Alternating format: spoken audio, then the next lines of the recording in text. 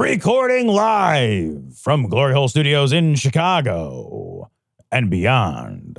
This is Cognitive Dissonance. Every episode we blast anyone who gets in our way.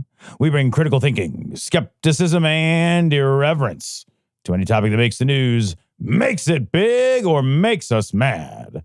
It's skeptical, it's political, and there is no welcome mat. Today is Thursday, September 11th. Never forget, Cecil. I didn't forget. I know that it is the day after Charlie Kirk was shot. It is the day after Charlie Kirk was assassinated. Charlie Kirk was assassinated. That's a great way to put it. Yeah. Assassinated. Yeah. So, I mean, very clearly, there's video, I think, from the Washington Post posted video this morning showing what appears to be a gunman on the roof of the building running off. They found a gun outside in the woods. So clearly an assassination. Mm-hmm. And look, I know, like a lot of people online, I saw a lot of people that didn't care. They were like, right. Yeah, I don't care. And let me tell you that you not caring about a gun death is actually honoring the memory of Charlie Kirk. That is actually honoring his memory. Well, what did Charlie Kirk say about that? Because his life, his entire life was like, well, in order to make an omelet of the Second Amendment, you got to break a few eggs. Yeah. That was literally his whole spiel. And if those eggs are children in a school, that was an acceptable price, according 100%. to Charlie Kirk, to pay for the value 100%. That the Second Amendment brings to Yesterday, there was a ton of posts, irreverent posts. So there's a bunch of provocative posts yesterday. But I would say that if Charlie was alive, there was a mass shooting yesterday, there would be one more. Right? Charlie would have posted that it's okay that those kids died yesterday in that mass shooting, because there was kids who died in a mass shooting yesterday. Yep. And Charlie wouldn't have gave a fuck about those kids. He wouldn't fucking care. And somehow everybody in the world has to fucking cry in their fucking pillow over Charlie Kirk's death because Charlie Kirk was a young man. Well, you know what? You know who else is young? A bunch of fucking kids who die every year in a perfectly preventable thing. Yeah. I don't want to see people die by guns. I think people dying by guns is a bad thing. I think it's horrible. Charlie Kirk disagrees with me. Right. Well, he did. Yeah. He did. His disagreeing days are over. Yeah. His memory disagrees with me. Like, I think I want to talk about my personal complicated feelings when things like this happened, because I think a lot of people probably feel similarly. And I want to like hold space for the two wolves, right? Sure. Because I think it's important. No, yeah, absolutely. And I was thinking about this, and I was kind of comparing it to my thoughts and feelings around things like incarceration and the death penalty, right? So as far as like policy is concerned, as far as my thoughts, and I think this is really important to distinguish between our thoughts and our feelings. My thoughts are with things like the death penalty and mass incarceration and excessive jail time sentences and things along those, the retributive justice model. Sure. Like, that is all a horror, right? And there are reasons for me why that's a horror. And those reasons are almost entirely strategic reasons. And what I mean by that is they do more harm than they do good. And so when I look at the broad picture of things and I say, like, I don't want to live in a world that does more harm than good. It's a very utilitarian kind of outlook. I recognize that. And that's not the only moral outlook.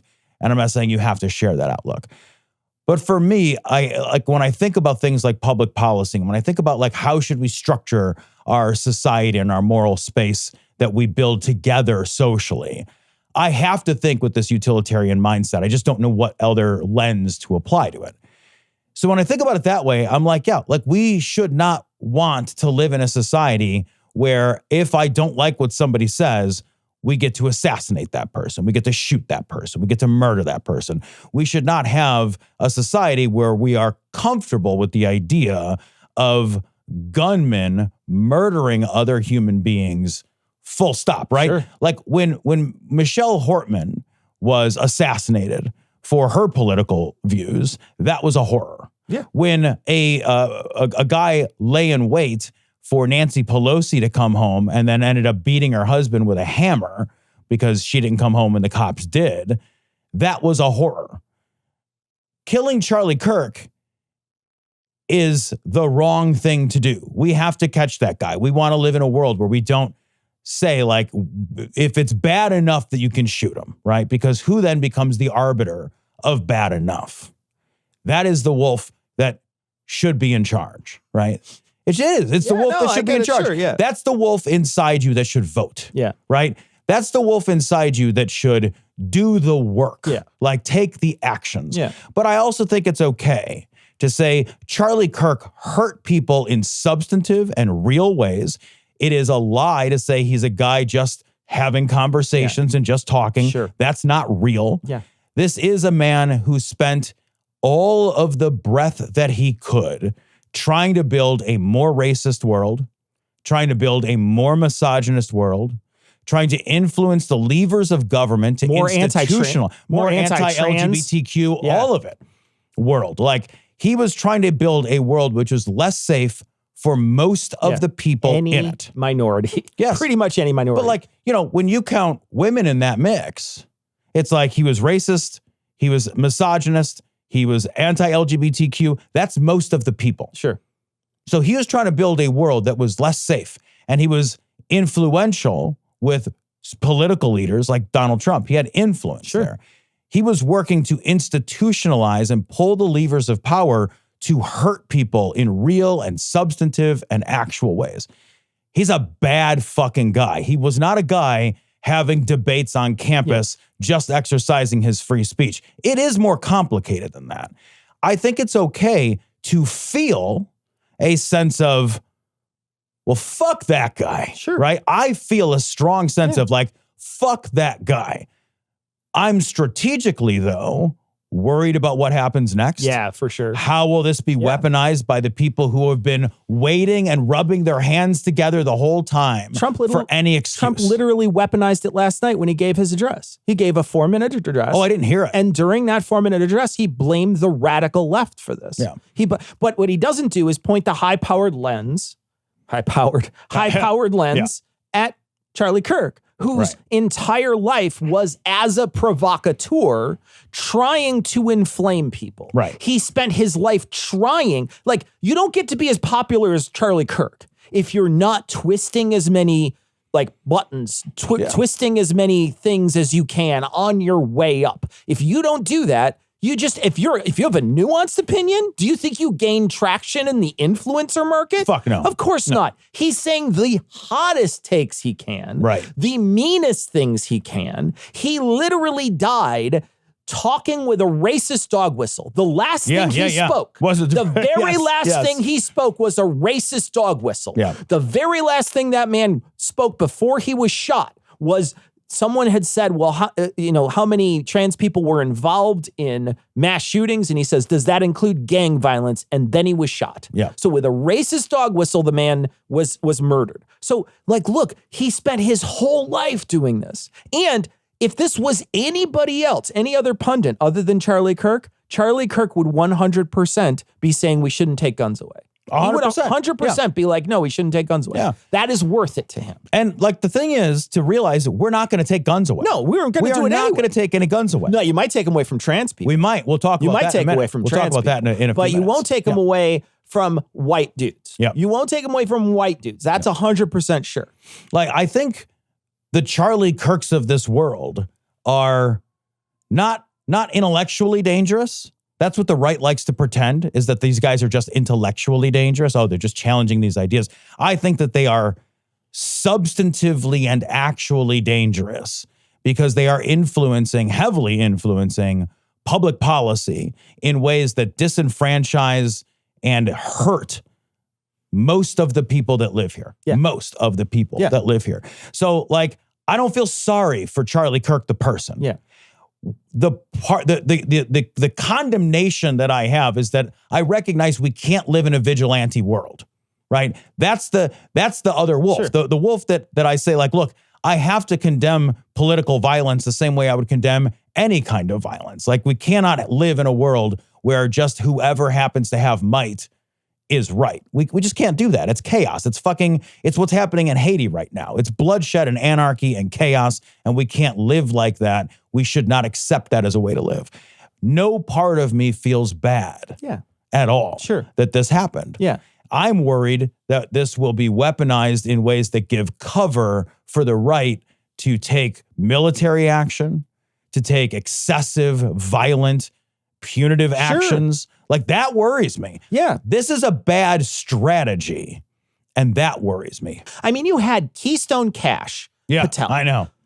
Fucking sending out tweets about shit he didn't even know about while it was happening. That's what happens when you have influencers in charge of stuff rather than actual serious human beings. Dude, I'm glad you brought that up because I wanted to bring that up too. Like right after the shooting, like within a really short time frame, Cash Patel, head of the FBI, Cash fucking Patel. I love Keystone Cash. Keystone Cash, good. That's so good. Yeah. He runs into somebody while he's tweeting and they run into him and then he accidentally sends it, a ladder falls on him and he's running around. He's got his arms are stuck in it and the ladder's spinning. Yeah. Everywhere he goes around the FBI campus, he's carrying one side of a pane of glass for some reason. He walks up a staircase and there's like a piano going. But like, this is a guy who's in charge. He should be sending only the most like staid and sober and, considered vetted messaging. He's immediately tweeting out like, we fucking got that guy, like you didn't get anybody. We don't know who the fuck we're getting yet. Don't you have a person who works for you who should be that person who's going to send that stuff out? Why do you need all the hearties and the likies and the fucking love eye faces that you're going to get on? Why do you need that? Well, because you're a fucking influencer. You're not like a serious human being. No. You're a dude who fucking goes on the internet for likes, man. Yeah. Well, and like, doesn't that immediately tell you one of the most important things about everybody in this administration, which is the narrative is more important than the facts. Absolutely. The facts take a back seat all the time to whatever the story is, whatever story they were trying to spin, whatever agenda they're trying to promote, whatever feelings they're trying to invoke in their populace. Yeah. That is more important than the facts. The facts, they don't even bother to figure out what they are. Yeah. What can I get people excited about? What can I tell everyone? I'm on top of it. Look at me. Hey, trust me, I'm Cash Patel. Yeah. I mean, that's his shtick, right? Don't you think? I remember from listening to Rogan. Look, I'm the Cash Patel. Don't you think that I, of all people, I capitalized the Cash Patel? The Cash Patel in front of that. Fuck out of here. Charlie Kirk also, this is something that should be brought up. After Nancy Pelosi's husband was beaten with a hammer, he made a comment that someone should try to bail that person out of jail. A patriot, he called it. A patriot should try to bail that person out of jail. Yeah. So don't let's not try to create a saint out of a guy who spent his life saying shitty hot takes his whole career. Yeah. Promoting people that hurt Americans, try to change policy that would hurt Americans. He wasn't a good person. Yeah. It's also not the case, and we should be very careful about making sure to call this out. The right does not care about political violence. Yeah. A bunch of people on the right now are making a ton of noise about how, political violence is always wrong. Look, I agree with you. Politicized violence is always wrong because I don't want to live in a world that endorses that at all, right? Because that is a world of chaos and it is a world of anarchy. It's a world of devolved systems of justice. Like there's a whole bunch of practical, strategic reasons why you don't want to live in that world. None of you want to live in that world. But let's be very clear. The right wants that world. They endorse that world. They've been working hard actively to build that world. I can give you a handful of examples. When I believe when Michelle Hortman was recently killed, Trump said, I'm not going to Minnesota. I'm not going to call the governor. I am not going to reach out. As she was murdered as a political assassination, when she was politically assassinated, the right did not fucking lower the flags to half-mast. They didn't do shit. They didn't do shit. I just read an article like a week or two ago that Trump is considering full pardons for the crew who were convicted of trying to kidnap and probably murder Governor Whitmer, the governor of Michigan. A plan which was activated by the tweeting of Donald Trump, who was talking about we got to liberate Michigan and all this stuff. Like, these people have never blinked at, and the Nancy Pelosi, they were selling fucking hammers after Nancy Pelosi's husband was beaten with a fucking hammer in an act of craven political violence. Like, the right was selling fucking hammers on their official merch pages, including Charlie Kirk. So These guys have never been anti-political violence. Don't believe them now. When they lower the flag to half staff, what they're saying is our guys. When Charlie Kirk said, it's okay to crack a few eggs, he never meant him. Yeah, no, he 100% never meant him. These guys never mean someone I love and care about. They never mean white dudes. Right? Well, they mean minorities. They mean LGBTQ people. They mean women. They mean kids. Who's helpless? That's who they mean. When people in power get assassinated on their side, all of a sudden it's a fucking tragedy. I don't believe you. Nobody was, all these right-wing pundits were all crying yesterday when I saw a bunch of live streams literally crying. I've never seen one of them cry when a kid gets killed at a school, and that happens pretty much every week in the United States. It literally happened yesterday. Couple hours afterwards. It happened afterwards. Go ahead. Do you have any ideas why this might have happened? So there's a possibility that a witch may have cursed. There's a Jezebel story, guys. So we talked about Etsy witches with their fucking like charcuterie boards of Wiccanosity. So like they paid some Etsy witches to curse Charlie.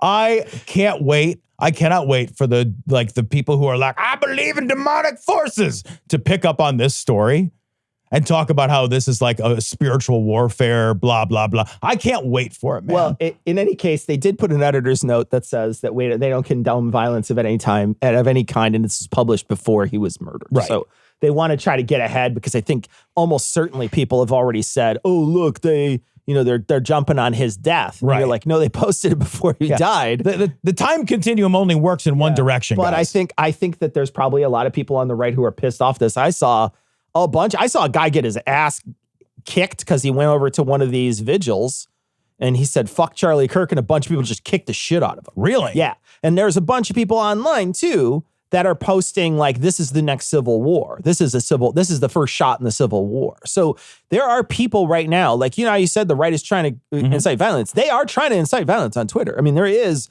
a group of people right now that are saying, we need to react to this. We need to arm ourselves. We need to react. So this is it's a dangerous time to be in the United States. I mean, like it's so funny because I do this other podcast with Marsh, and Marsh is always blown away by how many people die by guns, and how much gun violence is here, and how many people come on Joe's show and talk about how great owning guns is and protecting yourself and all that. It's always just such a culture shock for him. Yeah. And what wouldn't happen in the UK is Charlie Kirk wouldn't be assassinated like that in the UK. He could go out to anywhere he wanted and have a conversation, because what if it was a knife? Yeah. Would they even come close to him? You're going to throw it from 200 yards? Yeah, I mean, like, what are you, like fucking Deadeye? Like, you're not going to do it. Like, even if you did, it probably just fucking the handle hits me. Like, ow, God, I got a bruise. Right. Like, so what? Like, it's such a different thing. We're the only country where this happens. Yeah. We're the only one, man. We're the only one that thinks it's okay for people to just have these weapons whenever they want, wherever they want. And how easily they want. The Utah State has they just allowed fucking guns on campuses. Yes. Right? They just I don't know if they just allowed, but they definitely have hey, you're 18, concealed carry's cool. You can just do it if you want because you're fucking a human. It's fucking nuts, man. It's insanity, man. Utah is an open carry state. You can just walk around open carrying. If you're on a campus, you have to conceal carry. That's the fucking, if you're on the campus, you got to hide that you can still gun. fucking have a gun in the school. What? Wait, what? Did anybody pull a gun here and aim it up in the sky at anybody? Did anybody stop this shooting? Yeah, no, because the whole good guy with a gun, bad guy stops the bad guy with a gun. That's bullshit, right? We know it's bullshit because how many times, I mean, look at Uvalde. Look at Columbine. That's a perfect example. Columbine, they had armed security in Columbine. There was armed security. There was police at Uvalde. There were armed security at this event. People underestimate how fast it is to create gun violence. Yeah. It's insanely fast. It takes no time at all. We built the most perfect killing machine we could. If we could build a better killing machine than a gun, we would build it. The U.S. military would not be like, there's a better thing you can carry in your hand, but we don't invent it. They're inventing the best killing machines possible. We've never gotten better than the gun. We just improve upon their accuracy, their firing rate, et cetera, et cetera. Guns are incredibly efficient at the thing that they're meant to do, which is to poke high caliber holes in shit. Yeah. You know, and like Charlie Kirk very much was a supporter of guns and a minimizer of violence. 100%. Gun violence. Yeah. And I say that as a gun owner. Same. I say that as a gun owner. Yeah. I don't think we should have them. How's that? If I would vote right now, I would run, not walk, to sign a referendum or go punch a ticket or vote where somebody's going to knock on my door. They wouldn't have to knock on my door. I would fucking sprint to turn the guns in that I own. Yeah. To eliminate guns across this country. In a different administration. In a different administration. Not in this one. I will in a say, different one. I am a little worried about, like what you said, like, do I think there's a 0% probability of a civil war or civil unrest? I don't. Yeah, I think that there's a real strong likelihood. You know, think back. We've got 3 years and 3 months left of this administration, and it's already at this point. Yeah, it's already a fucking dumpster fire, dude. It's already the worst. Fucking scary. It's a long time. This is going to be the long walk. Yeah, it really. And what you bring a gun down here for? Because you're wanted for murder, asshole. I ain't murdered no goddamn body. Well, I don't know that. Well, now you know, because if I could, I'd murder your ass right now, coming out here with a gun and shit. You know, guns don't kill people. Stupid motherfuckers with guns kill people. Oh, I'm enlightened. Yeah, I'm enlightened your ass. Bring your monkey ass on up here. So let's talk about guns a little more. This story is from CNN. Trump Department of Justice is looking at ways to ban transgender Americans from owning guns, according to sources. So a couple of things are really important, I think, about this from this story. The auspices that they are intending to use is to say that if you are trans, you are, because the thing is, like, you can't have a gun if you are deemed to be mentally defective. So what they are going to try to do is, in order to do this, if they want to do this, what they would have to do is they would have to compile a list of all the trans people, right? They'd have to create a list of all the trans people. The second thing they would have to do is classify being trans with an equal sign to being mentally defective. So regardless of the gun issue, take the gun issue and set it to the side for a minute. Categorizing any group of people as being definitionally mentally defective because of their inclusion in that category is no bullshit. That's Nazi shit. That's straight up Nazi shit. That's straight up boxcar Nazi shit. That's straight up Nazi That's not an exaggeration. Yeah. That's not hyperbole. Yeah. That is equal sign Nazi shit. Yeah. No. Yeah. Like full stop. Yeah. Full fucking stop. And the question Charlie Kirk was asked right before he was shot was, do you know how many transgender people have been involved in mass shootings? And his answer was too many. Yeah. And it's 5. And it's the number's 5. In comparison to the rest of all of them, which represents, by the way, so over the course of the last 10 years, there's been somewhere around 5,700 mass shootings, 5 of which were committed by transgender people. If you do the math, it's percentage-wise, it's a rounding error. Nothing. Yeah, it's nothing. You know, what's interesting, I know we've talked about this before. I won't harp on it too much, but I do want to bring it up every single time because I think it's important. If we want to look at demographics and say, what demographics should we be paying attention to when it comes to gun violence? 99% is men. Yeah. There is a demographic you can point to. Sure. We won't do it. Yeah. You won't ever do that. Even though it's 99%. Yeah. And I think too, like, if people are thinking there are courts that will avoid this, especially very Second Amendment friendly courts that would maybe push this down, don't fool yourself. Don't fool yourself, because I think that they will twist themselves into knots to make any ruling that they want. Yeah. And they will twist themselves in a knot to, at one point, and in one hand, uphold the Second Amendment, and in the other, punch a trans person. 100%. They will do it it will take on their part no effort mentally for them to do that. None they whatsoever. would do that in a second. So don't think that there's some sort of savior in the judicial system because America loves the Second Amendment. America loves the Second Amendment for people like me. Yeah. America loves the Second Amendment for people like me. They definitely didn't like the Second Amendment when black people started getting guns with Black Panthers back in the day. Yeah. And they tried to do some gun laws back then too. So don't underestimate the power of the legal system to disenfranchise people. Keep in mind this as well, because that's exactly right? The system is designed to make sure that white men have guns. That's what the system is designed for, right? The system was created by white men. It is designed to keep white men flush with fucking guns. That's how the system works. Keep in mind too that, again, the way this is going to work if they do it, with the taking a category of people, claiming they're building this database or this list, compiling this list, claiming that by belonging to this group means that you're mentally defective. This also means that the United States government would gain access to people's personal medical record information. Yeah, man. And there's no reason whatsoever to think that they would stop at a trans person is a mental defective. What about somebody who has PTSD? What about somebody who suffers from depression? Whatever the boogeyman du jour happens to be, would be very easy. It'd be trivially easy once this data is collected. Yeah. This is part of what we've seen the right doing under the guise of efficiency, but it's not about efficiency. You know, they've made no bones about one of the things they're trying to do from a data standpoint is to collapse all of the data into a single database or one central repository of data. A lot of data about Americans is sort of decentralized amidst the different government agencies that work with our data. They are saying it's more efficient if we bring all the data and all the warehousing of that data into one place. Doing that allows for this. Yeah. It allows for this kind of data. And we've seen how sloppy they are. Yeah, oh yeah. Yeah. Sloppy. It's very poor. It's very poor. It's provocative. Provocatively poor. Appallingly poor. Oh, you've heard it before. They're not calling you the new George Epstein, you know?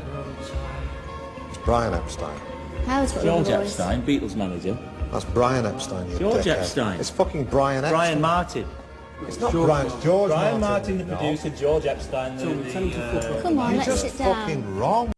This story's from Huffington Post. In undercover video, staffer claims Department of Justice will hide Republican names in Epstein files. The Justice Department confirmed the video, but said the staffer wasn't speaking based on knowledge from his job. It's the Project Veritas people. So it's the same people who tried to do hit pieces on other people. And I want to caution people to take this with a grain of salt because this guy is out on a date with somebody. And maybe he's fluffing. Maybe he's talking about some other stuff. The reason why we don't trust stuff like this, we don't trust hidden camera shit, is because you can't see all the things that lead up to it. Right. You don't know what's going on. You don't know how deep this person's access is. You don't know any of that stuff. All you know is that they got you to click on a video. That's all you know. So we shouldn't be trusting Project Veritas with any kind of information whatsoever in a breaking fashion. That's not how this works. There needs to be somebody who verifies this through the channels that you verify information. You don't just trust some random dude who's been shown to edit and lie in the past. Yeah, the source is absolutely worth considering. Yeah. The source is a bad source. The context, like you point out, is a bad and untrustworthy context. The staffer here is not speaking in an official capacity, and he's not speaking as an official to another official. Yeah. So I look at this and I'm like, all right. Yeah. Like, this is literally nothing. Now, that said, do I think that, would I be surprised? Like, sure. I 100% think the guy is saying something that is true. Right. But I don't believe it just because Project Veritas puts it out. Exactly. Like, I think that the Republicans are going to work as hard as they can to redact anything damaging for Republicans in the fucking Epstein files. They're ridiculous. Well, I mean, like, why wouldn't they? Already did. That's what I say. Like, they already, like Chuck Schumer just this week tried to bring to the House or bring to the Senate floor a vote to release the Epstein files. Missed it by this much. And the Republicans blocked it. Yeah, 51-49. So they're already working to obfuscate. Yeah. They are trying to So is the broader idea that the Republicans will continue to obfuscate like a conspiracy theory? I don't know, man. That's not a conspiracy theory. Yeah, it's not a conspiracy I think theory. that anybody sitting across from this person, just because they're in the DOJ, right, doesn't necessarily they're speaking from in the know, but this is a pretty obvious opinion from a lot of people. 1,000%. You and I, we know a couple of people that are personally responsible for the death of, 50,000 non-military personnel? Librarians, teachers, doctors, women, children, all dead. We've wiped out entire cultures. And for what? Not one CIA agent has ever been tried, much less accused of any crimes. You guys think you're above the law. Well, you ain't above the line. This is a fucking huge. There's so many big deals. It's such a big deal. This is a huge big deal. This story is fucking crazy. I can't believe we got to talk about this. We talked a little bit about it last time, but it's a big deal. It's from The Guardian. Republican condemns Vance for despicable comments on Venezuelan boat strike.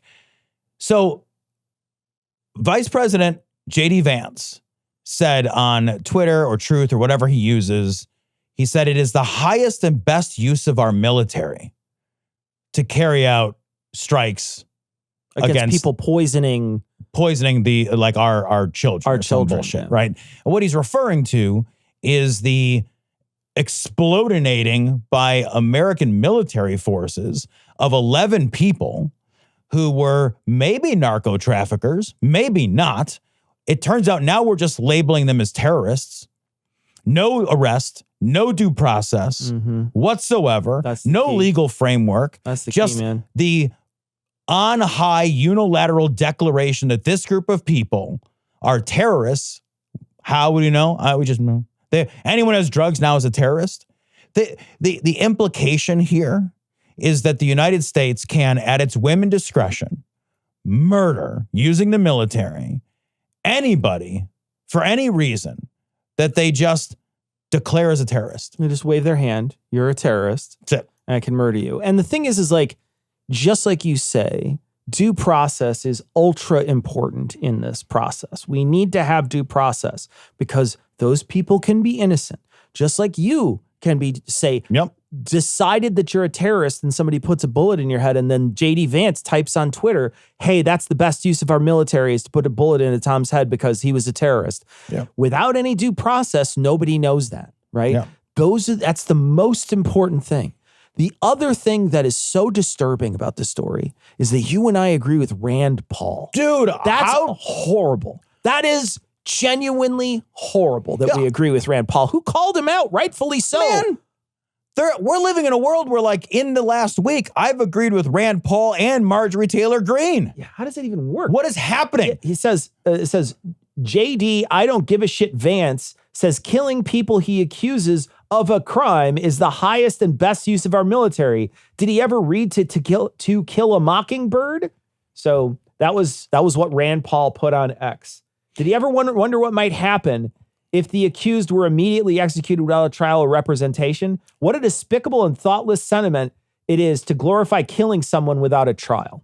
So I want everybody to think about this because, like, we talked a moment ago about civil unrest, civil war. Here's a scenario that is very real to me. Tell me if I'm being genuinely. Tell me, Cecil, if I'm being hyperbolic. We just saw the assassination of Charlie Kirk. We've got a president who very clearly has an appetite and a willingness and has already got a history of mobilizing the military in our cities against ourselves. Now we've established that anybody dealing in drugs, we can label as a terrorist and use our military against them. How is it a stretch to say that the U.S. military can roll into a city like Chicago, declare unilaterally who's a drug dealer, who's involved in crime, label them as terrorists, and execute them in the streets of America? Go to war with our own citizens. Yeah. Tell me honestly, does that seem hyperbolic? I was actually going to think like he could just murder the protesters if they come in. Yeah. Like, I mean, like, terrorists. what's to stop them from labeling anything terrorism? You know? Yeah. I mean, especially with this death of Charlie Kirk, you're going to see them start to ramp up that rhetoric. You already saw it. Literally watch the president give his speech and blame it on the far left. Yeah. Blame that before anybody knew anything. Before anybody knew anything about it. You know, can we talk about like the blatant, real quick, the blatant hypocrisy that is at play too with the way that this is being spun? So the people who would defend Charlie Kirk, right? What you hear very often is that, oh, it's just, he's just a guy engaging in speech. He's just a guy engaging in speech. But he's not just a guy engaging in speech. He's a guy, I'm saying, like you're saying, he's a provocateur. He's intending to provoke. He is intending to engage in speech that will have consequences. And I'm saying that because I believe in the consequential nature of speech, right? I know that speech is what moves people to action. So when it's Charlie Kirk doing it, he's just a guy using his free speech. There are no provocative ideas which create violence. However, when the left has an idea, they have a dangerous ideology. Yeah. The left's speech is labeled as dangerous, violent. Yeah. We're just lying. Yeah. We are not applying the same standard. I want to apply the same standard. Let me be clear. I want to apply the same standard. I think anybody who is promoting violence is a problem. Anybody who is seeking to disenfranchise people by their identity within a group is a problem. And they should be taken on as a problem. We need to head that off at the pass. We need to do social, legal, and political work to stop that and to minimize that and to disenfranchise those voices. Doesn't matter to me if they're left or right. But these guys are very clearly like, hey, man, the left has a dangerous ideology. When they speak, it's dangerous. Yeah. When we speak, it's free speech. Yeah. Not just to remind him, but to remind everyone else what happens when you don't pay up on time.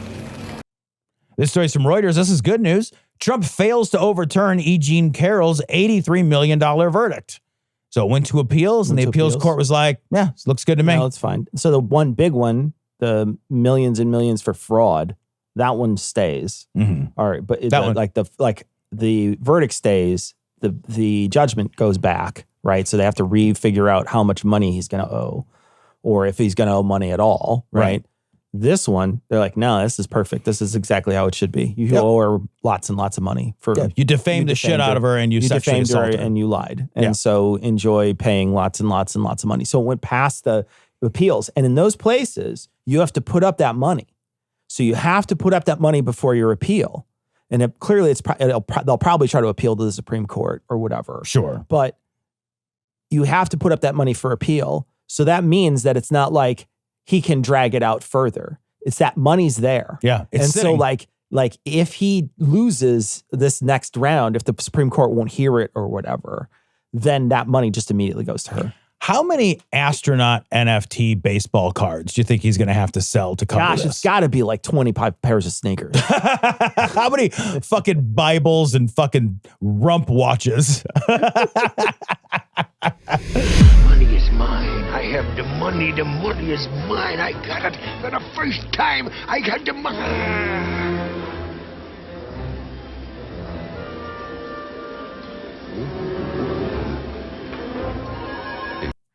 This is crazy. Cecil, this story is from the New York Times. Trump tried to kill the infrastructure law. Now he's getting credit for its projects. So signs bearing President Trump's name have gone up at major construction projects financed by the 2021 law, which he strenuously opposed ahead of its passage. Not only that, but the previous signage that said, this project brought to you by Joe Biden's goddamn infrastructure plan are being taken down. They're being taken down. Yeah. This is doublespeak. Yeah. We've always been at war with Oceania. This is exactly what you would expect from a Trump presidency. Take credit for everything. And the thing is look at all his sycophants and all the people in his office, like an office underneath him. All those people take credit when they vote bills down. Absolutely. All those people will be like, I voted that shit down, but you're going to get a nice benefit out of it. So because I vote, and it still went through, but I voted against it. These people don't care about the constituencies. They claim everything that's positive is a win, and they decided it was good, and anything that's negative, even if they decided it, they weren't part of it. They just immediately wash their hands of it. And they'll say shit that's just like crazy. Like, well, what am I supposed to do? Just not take the money? Yeah. And like, well, if you thought the money should never come to you, if you thought this was a bad idea, then yeah. Like, if I think something's a bad idea, I'm not going to be like, well, I mean, I'll still take it. I'll be like, no, bad ideas are bad ideas. I won't engage them.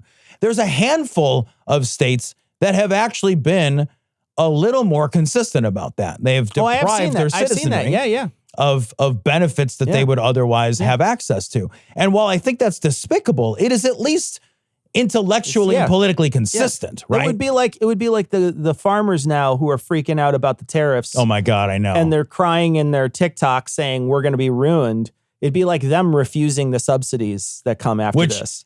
All of them that fucking voted MAGA, which is most of those dudes. Yeah. Right? And refuse it. Then you shouldn't take the fucking government money. To be intellectually honest, you would be like, well, I thought it was the right thing to do. Well, if you thought it was the right thing to do, then it was the right thing to do, right? Right. Isn't the right thing? Isn't this something we should not be as a country? You voted against it, so you should just not take it. I want to tell you real quick, I drove on my way to the studio today. I drove past a wastewater reclamation plant, and it had a sign, because they're evidently doing work and upgrades on it. It had a sign that this project was brought to you by Joe Biden's infrastructure. No shit. Yeah. It's on my way here. Good. And I thought, like, awesome. I hope it stays. I hope it stays. You could tell from the article that one of the guys who was asked to make the change from the Biden sign to the Trump sign, even though, like, he knew that this project, he clearly knew the project had begun in 2021. But he's like, yeah, but Trump got rid of the DEI that was slowing the project down. And you're like, you're the worst. You're the worst. This sign's been up since 2021. The project's been underway for fucking 4 years. And you're going to be like, yeah, I still want to give the other guy credit. Yeah. You still want to. How do you sleep at night? All those people want to they just want to like sweep as many crumbs as they can.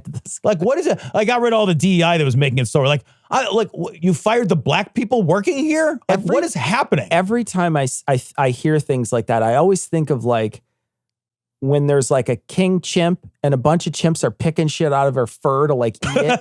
Like, that's what I think. I'm like, you're the guy who's following Trump around picking fucking mites out of his hair to fucking chew on. Dude, for real. Like, you're existing on his crumbs. You're pathetic. Exactly right. It's exactly right. Bunch of fucking lice eaters. Are you standing here telling me I don't know how to run my business? I'm standing here telling you that your math is shit. This story's from The Guardian. Trump claims Chicago is world's most dangerous city.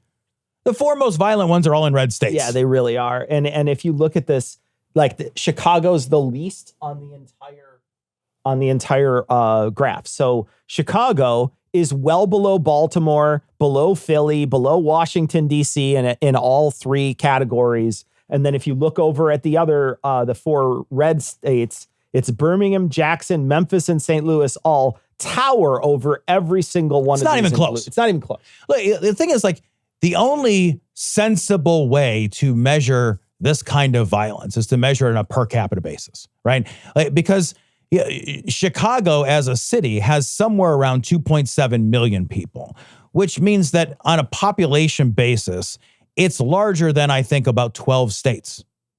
12 whole states at a population basis.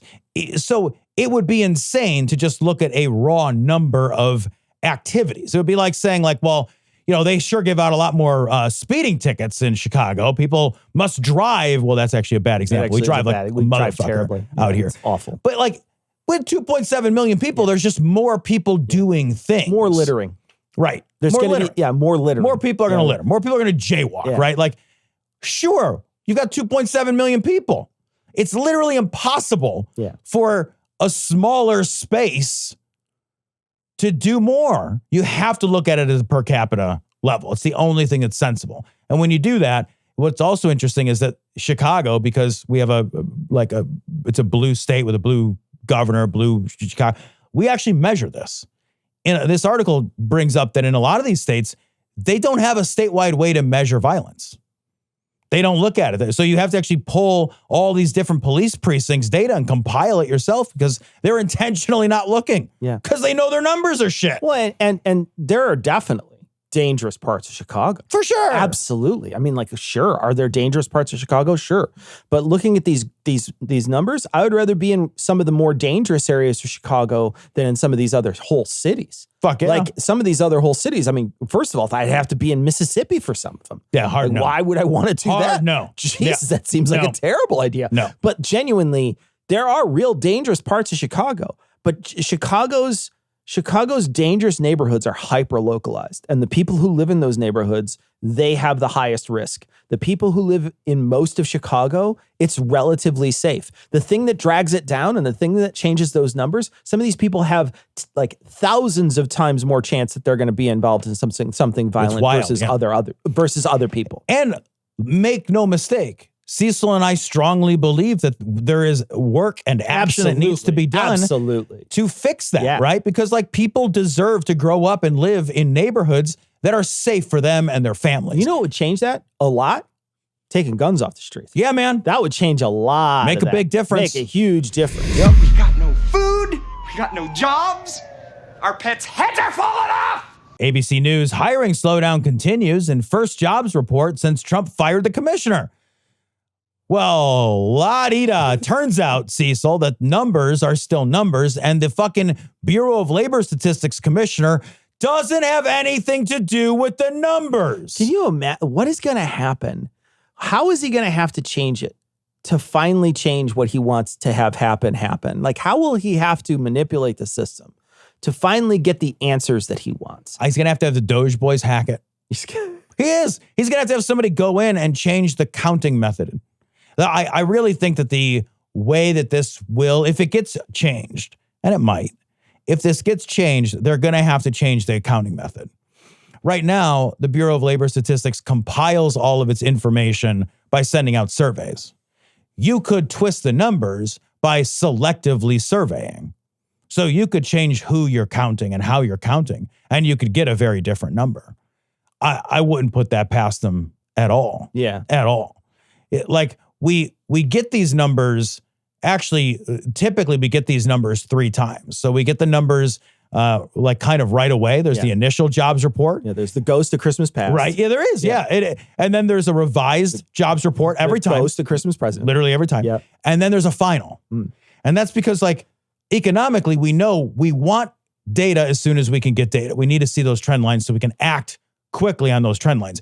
But you'd rather have quick data than perfect data that takes a long time. It's just, there's actions that need to be taken. So the economy, 991,000 jobs revised down since March. It's massive. Feels like a lot, Tom. It's massive. It feels like a lot. It feels like the lies that they told about the economy are finally coming home to roost, right? Yep. The lies that they told, the lies that they sold the American people. You can go to your grocery store right now and see the lies in real time. Absolutely. Right? You can go to your gas pump and see the lies in real time. You can go to your checking account and see the lies in real time. Yep. They've been lying about this stuff. They lied to get people to vote for them because they were like, hey, man, you got to flip this switch. You got to turn it off. This is bad for you. It's bad for the economy. I'm going to stand up here with a thing of Johnsonville brats and tell you how expensive they are, even though I don't even know how the sausage is made. Literally, right? yeah. It's a great, Yeah.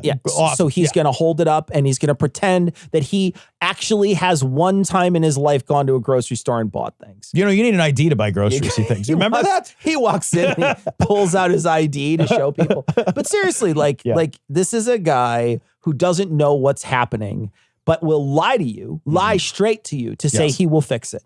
And he hasn't done anything whatsoever. He's in fact done everything he can to endanger our economy and to endanger the reputation of the United States as a place that is a good and safe place to store your money. Absolutely. And he's going to, and the more he fiddles with these things behind the scenes about fucking with labor statistics and trying to pressure the Fed into doing stuff and et cetera, the more other countries are going to see us as a place that's dangerous to store your money. And it's going to downgrade us as a place to keep money. And it's going to be a major, it's going to be something so major that you're going to have to fight your way out of it when he's finally out of office. You're going to have to fight as hard as you can to change that reputation back to what it was. Yeah, I mean, to some degree, economically, the United States has always been a Ponzi scheme. So we are always in an increasing amount of debt. And there are people who are worried about that, but there are other people who have said, because it's historically been true, that because the United States is the default international currency, because there is this unparalleled level of economic and political stability in the United States, that essentially there will not be an end to the number of people who want to invest in the bond, in U.S. bonds. And as long as there's a huge amount of money, international and otherwise, flowing into the bond market and buying U.S. bonds, we can continue to borrow. And you can borrow at a level that is maybe sustainable. But if that collapses, if that falls apart, all of a sudden we're out of fucking money, guys. You're out of money. We're out of money. And if we're out of money, we're talking about a global depression. Yeah. Hey, I told somebody the other night I was a male nurse. I'm ashamed to admit that I'm a criminal. Me too. New York Times, Trump says having a little fight with the wife should not count as a crime. President Trump said that offenses that happen at home should not undermine his record of crime reduction in Washington. This is another example of him cooking the books, right? Yep. This is him trying to figure out a way so that he can win even when he's losing. And he does this all the time. Yep. He did it in 2020 when he lost the election. He wants to show that he can win even though he's losing. He did it he's doing it with the job numbers. He's doing it with the economy. Listen to him when he seriously on Truth Social will send out messages that say gas prices are as low as ever. And people are like, no, they're not. Like, you're just lying. So like, he's going to do anything he can to make it look like whatever it is, whatever crimes happen, those don't count. I didn't pull them out of the hat. They don't count. But also embedded in that is a deeply misogynist, horrible thing to say. So much. Right? So like not only is it a terrible thing for him to be lying about crime statistics just to make his record look better, it's also that he's saying you should be able to sock your wife at home. It's exactly what he said. Like, he's not referring to an argument. The police don't get called for an argument. Yeah. It's not like you had a disagreement with your wife and then the police showed up and they're like, okay, now tell us the story. We'll adjudicate. That's not, we're talking about. Did he about, not put the dishes away and then they go take you outside and talk to you for a little while? That's not how that works. No, we are talking, when he says a little fight, he's saying a little fist fight. Yeah. Punching, hitting, violence, domestic violence. He's saying you should be able to beat women at least a little bit. Right? And it's not a police matter. At least it's not an important one. It's not a serious one. It's certainly one we wouldn't write down. Yeah, this also is part of that work that the right constantly does to differentiate different kinds of assaults as lesser assaults. As if like beating someone that you are supposed to love is a lesser assault than beating a stranger. And it's only people on the right who are misogynist violence apologists that do that shit. Yeah. Everybody else, like if you are a sensible human being, you'd be like, yeah, like the person I love the most is the person who should be most shielded from my violence. Like there's no way that the person who I love the most in this world, my wife, my children, they should be more immune than everyone to violence from me. But they're saying you can hit your wife a little and it's not even a police matter. And make no mistake, this would be disqualifying of any other candidate, any other president. Absolutely. Now it's not. Yeah. And what that should tell you too is that the Overton window has shifted so far toward misogyny in our culture, toward embracing it, toward recognizing that like a certain level of violence toward women is actually now becoming in vogue. It's becoming like promoted by people on the right. You know, like again, going back to Charlie Kirk, Charlie Kirk's views on women were intensely misogynist and regressive. Yeah. Like he believed and advocated for women to drop out of school, drop out of the workforce, get married early, have kids, even if you don't want them, and subjugate themselves to men.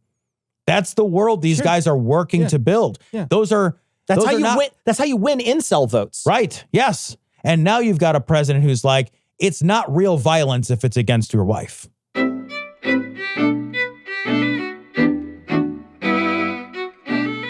All right, that's going to wrap it up for this week. We will be back on Thursday with a long form show about Jeffrey Epstein. You're not going to want to miss this one. It's fucking weird and disturbing and crazy. And there's 2 articles we're going to be covering. They're both about Jeffrey Epstein. One of them from the New York Times, one of them from the Atlantic. You're going to want to check it out. That'll be this Thursday, but we'll be back next Monday with a full show. And we're going to leave you like we always do with the Skeptic's Creed. Credulity is not a virtue. It's fortune cookie cutter mommy